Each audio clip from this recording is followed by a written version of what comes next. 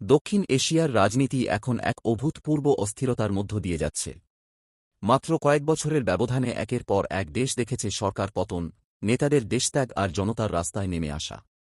বাংলাদেশে কোটা সংস্কার আন্দোলন যখন ভয়াবহ গণঅভ্যুত্থানে রূপ নেয়, তখন দীর্ঘদিন ক্ষমতায় থাকা শেখ হাসিনাকে হেলিকপ্টারে করে দেশ ছাড়তে হয়।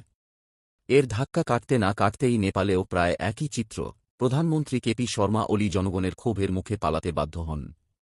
শুরুটা হয়েছিল অনলাইন সেন্সরশিপ বিরোধী প্রতিবাদ থেকে, কিন্তু দ্রুত তা ছড়িয়ে পড়ে দুর্নীতি, বেকারত্ব আর অদক্ষ সরকারের বিরুদ্ধে সর্বাত্মক বিদ্রোহে। এই দৃশ্য আমাদের মনে করিয়ে দেয় শ্রীলঙ্কার কথা। ভয়াবহ অর্থনৈতিক সংকটে মানুষ প্রেসিডেন্ট ভবন দখল করে নিয়েছিল, রাজাপাকসে পরিবারের পতন ঘটিয়েছিল। অর্থাৎ সীমিত ইস্যু থেকে শুরু হওয়া আন্দোলন শেষ পর্যন্ত পরিণত হয়েছে ক্ষমতার পালাবদলে।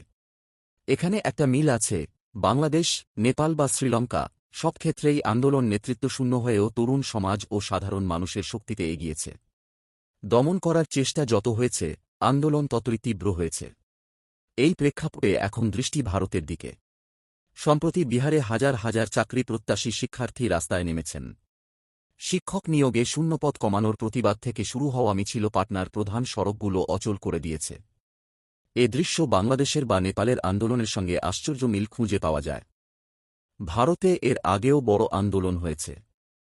কৃষক আন্দোলন বা নাগরিকত্ব আইন বিরোধী বিক্ষোভ তার বড় উদাহরণ। সেগুলো দেখিয়েছে, জনতার ক্ষোভ একবার সংগঠিত হলে সরকারকেও নতি স্বীকার করতে হয়। কিন্তু ভারতের বর্তমান সবচেয়ে বড় সংকট হল তরুণদের বেকারত্ব। প্রতি বছর লাখ লাখ শিক্ষার্থী উচ্চশিক্ষা শেষ করছে, কিন্তু তাদের জন্য পর্যাপ্ত চাকরি নেই। বৈষম্যমূলক বেতন আর সুযোগের অভাব হতাশাকে আরও বাড়াচ্ছে।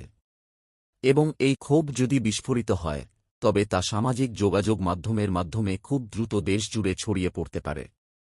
তবে ভারতের একটি বাড়তি সুবিধা হল, গণতান্ত্রিক কাঠামো এখনও তুলনামূলকভাবে কার্যকর। বিরোধী দল, আদালত ও গণমাধ্যম আংশিক হলেও সক্রিয় আছে। তাই বাংলাদেশ বা নেপালের মতো পরিস্থিতি হঠাৎ ঘটবে না, কিন্তু সম্ভাবনা উড়িয়ে দেওয়া যায় না। ইতিহাস প্রমাণ করেছে, একবার যদি তরুণ সমাজ বিদ্রোহ করে, তবে কোনো শক্তি তাদের সহজে থামাতে পারে না। বাংলাদেশে শেখ হাসিনা, নেপালে কেপি ওলি, দুই নেতার পতন দক্ষিণ এশিয়ার শাসকদের জন্য বড় সতর্কবার্তা।